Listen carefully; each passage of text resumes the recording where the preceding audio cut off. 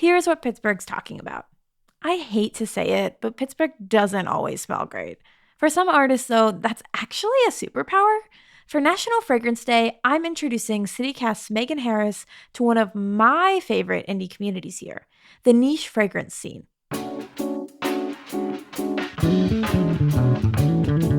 It's Tuesday, March 21st. I'm Elizabeth Kauma, and this is CityCast Pittsburgh.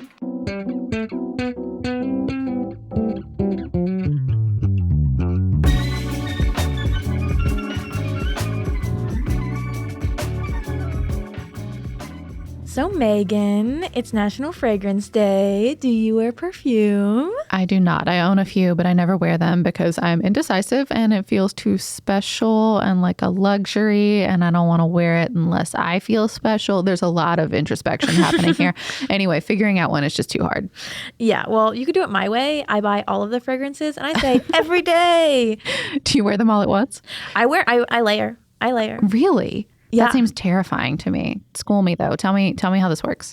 No, okay. So I'm a little unique. I'm a niche perfume collector. I have over 40 perfumes in my collection. Now, not all full bottles. Some are samples. But I'm like a magpie. But instead of shiny things, I just like find fun scents and I put them in a little stash. Honestly, before you suggested this conversation, I had no idea niche collection was even a thing. Or more specifically, that it was like a big thing here in Pittsburgh. Well, for a while, I thought I was like one of the few people interested in niche fragrance in this city. You are very special, Elizabeth. But I just started seeing fragrance pop up at things like the Handmade Arcade. And I realized that this trend had hit Pittsburgh too when I started looking into it. And then I fell in this reporting rabbit hole, looking into like the local community. And now we're here recording in studio. Here we are. So I'm assuming that niche fragrances are somehow different than normal fragrances, but I don't know how. Please tell me. Yes. I mean, it's in the name, but the best description I have heard is from the podcast Articles of Interest. Shout out to Avery Trufelman. She uses this metaphor basically comparing fragrance to music. The popular name brand traditional fragrances are like pop music. They're made to appeal to everyone's taste. The niche fragrances are basically every other genre of music. Every other type. I mean, that's a big statement. So maybe I'm just not a top 40 gal. Maybe I like screamo, emo, or mumble rap. Yeah, maybe. But yeah, you said so niche fragrances having a moment. How so? Dude, it is so big. The Financial Review actually found that niche fragrance took up 10% of the fragrance market in 2019.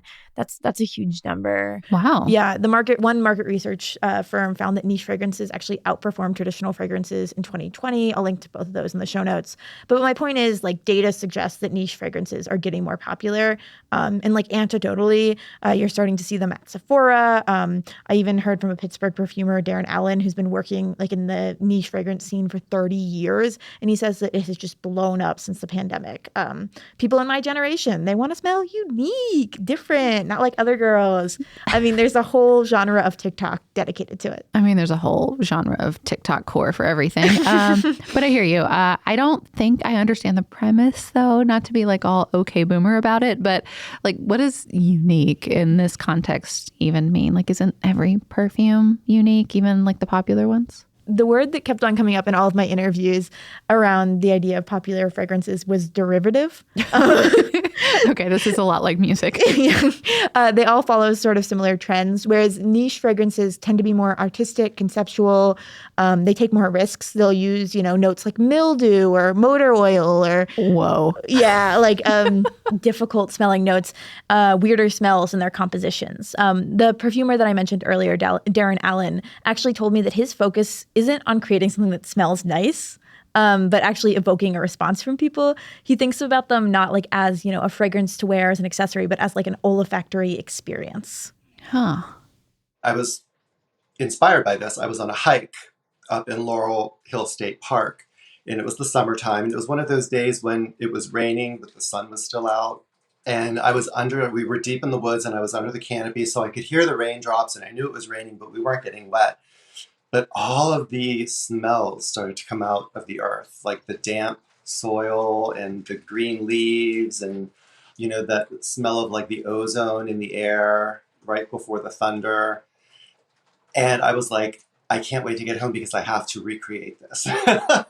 So that my After the Rain perfume is a recreation of that moment in time. So yeah, I do think of perfume as art. I think maybe one of the reasons why some people don't think of fragrance as a form of art is because we just haven't been taught that it can be a form of art. You know, kids in school, they learn about music and they learn about the visual arts and they learn about literature and painting and sculpture and music, but they don't really learn about fragrance. Darren was actually kind enough to send us samples of some of his art. Do you want to try After the Rain on? That's the name of the perfume, to be clear. Sure. I'm a little scared. I'm not going to lie. What are you smelling? Okay, this isn't bad. I was really afraid. I don't know if my olfactory palette is expanded enough to describe it, but I don't know. It's pleasant. It's almost like honeysuckle. There's honeysuckle in it because he was describing, in Laurel Highlands, like the rain comes, there's honeysuckle coming. It'll change a little bit on you. That's the top note. Okay. I actually feel really smart. Cool. Thank you.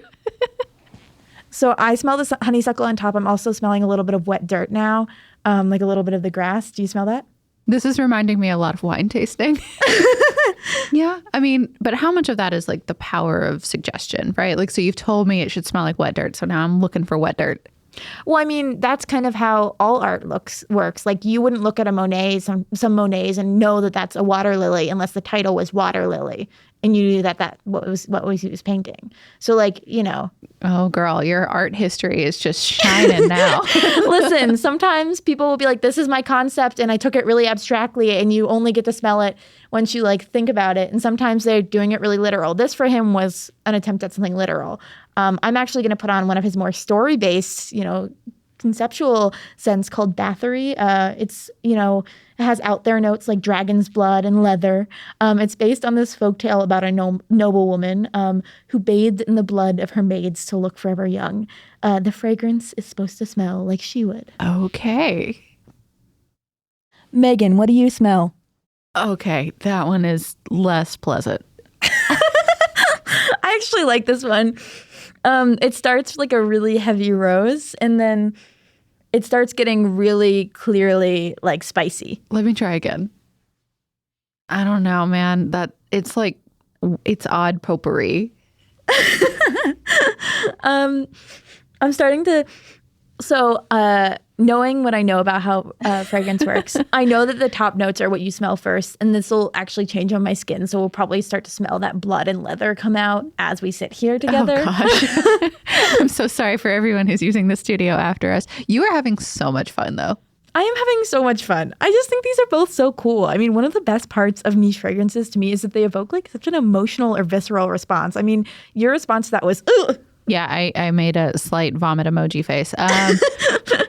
Do they have an emotional feeling? What are you feeling right now? With Bathory, I think it's really fun to think about her when I'm smelling it. Because, he chose leather as a note because she was a huge horse rider. So then it's fun to smell this and be like, is this what she smelled like? Did she use a lot of rose oils on herself to make her smell nice, and all the blood was kind of seeping under? It's really cool when you just start thinking about it. You can have a lot of fun in your head. I have never considered fragrance as a storytelling mechanism. That in and of itself is a really, really I don't know, it's an innovative way to think about it. No, I mean, for sure. This is something that I hear all the time from people that I've interviewed about this. But fragrance is, the most underserved of our senses. We have art for our eyes. We have art for our ears. We even have art that we touch, like textiles. But we do not have, we do not think of fragrance as an art for our nose. I mean, I guess I get that. That's, that perfect mix of biscuits and sugar and fabric softener make me feel like I'm cozy like I was at my grandmother's house when I was little. Exactly. I actually spoke with a fragrance journalist from Pittsburgh, Patrick Reese, about this. Before I play this, I should mention his personal scent, as described by him, is Skinky Grandma. Grandma? This man was a hoot. Smell is the only sense where your brain is actually touching the outside world. Your olfactory bulbs are stuck right in there, the actual molecules from the actual outside go right up in your nose, smack those olfactory bulbs, and it lights up. There's always a middleman in every one of your senses to filter. That's why scent is just so immediately triggering. And I think it's definitely that way for everyone. Everyone has the smell that they just can't with. Everyone has the smell that they remember their grandma by. I might be wearing it right now. And so yeah, I that was really cool when I came across that. I was like, oh my God, I never thought about that. That is really interesting. Skanky grandma is a very different vibe from the gals who raised me, but good for Patrick. It really is. I mean, not all indie fragrances are like that, I will say. Patrick is into the more absurd ones. And I think that's really the beauty of this community. There are so many different perfumes. You can really find your niche. Not to be too punny.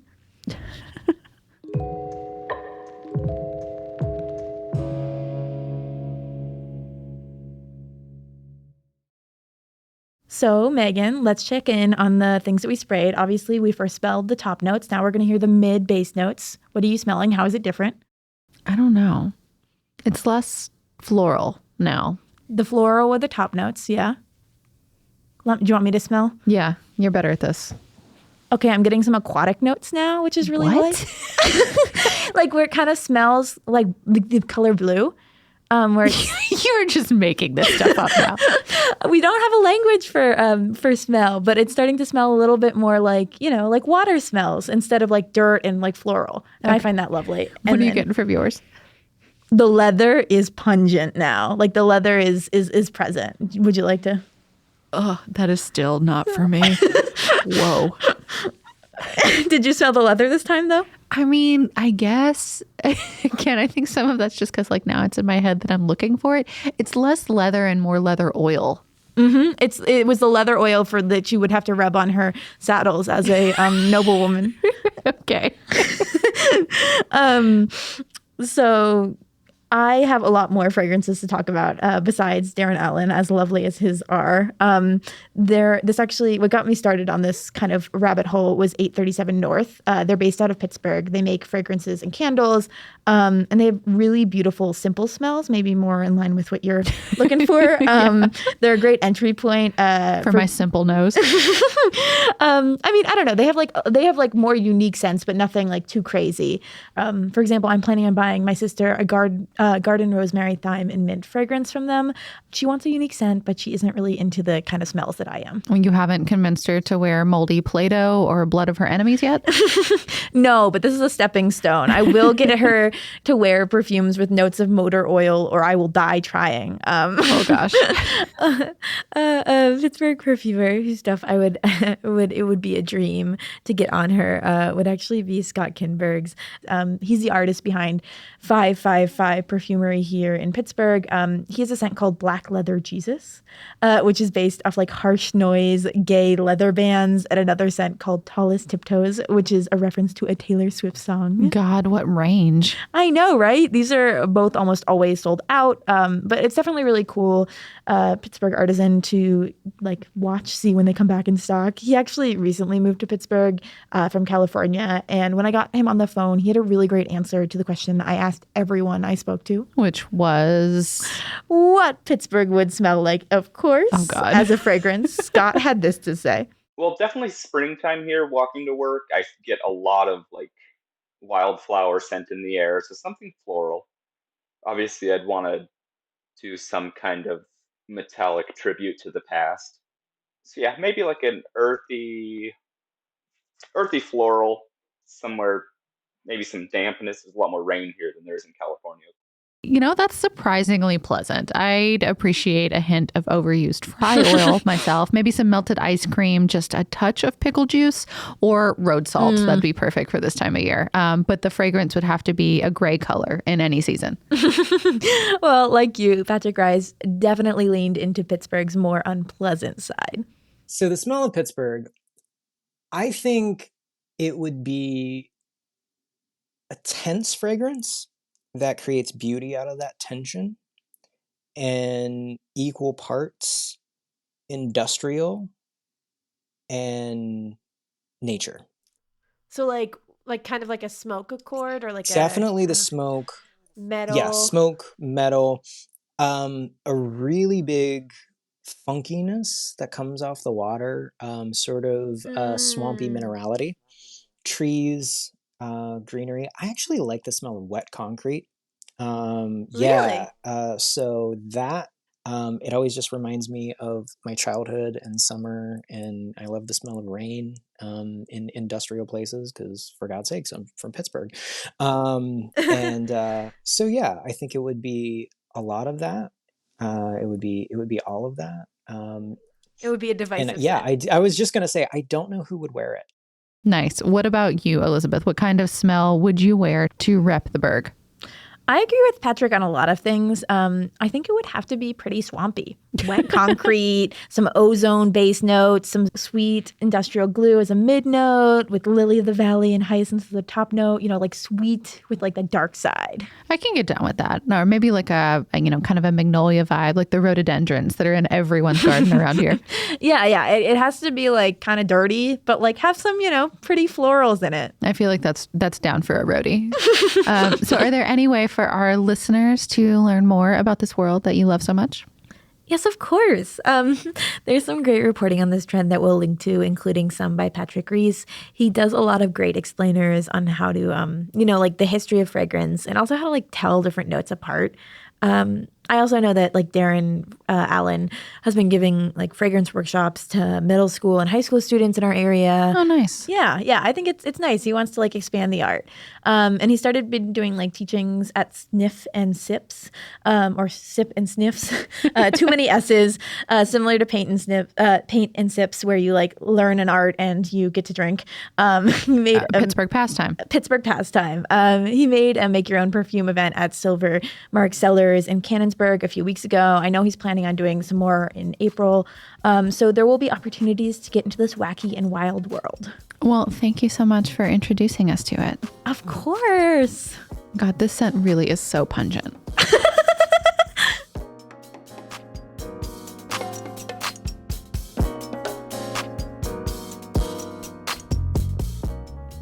A little news before you go. In honor of the late Fred Rogers' 95th birthday, a group of musicians, including Vanessa Williams and Mickey Dolenz, released a deluxe version of the album Thank You, Mr. Rogers, Music and Memories. The album's producer is pushing for Mr. Rogers to be inducted into the Songwriters Hall of Fame and says that this album shows Mr. Rogers' lyrical craftsmanship.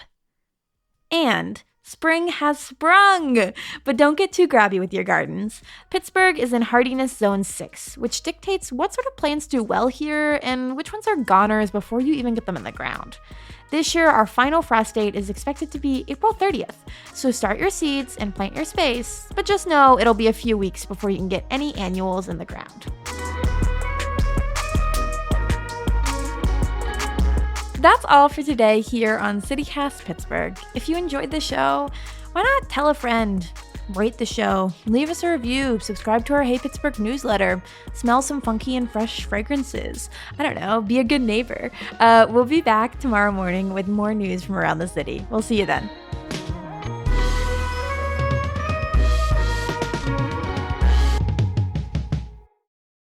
It smells really lovely. It smells like it smells after it rains.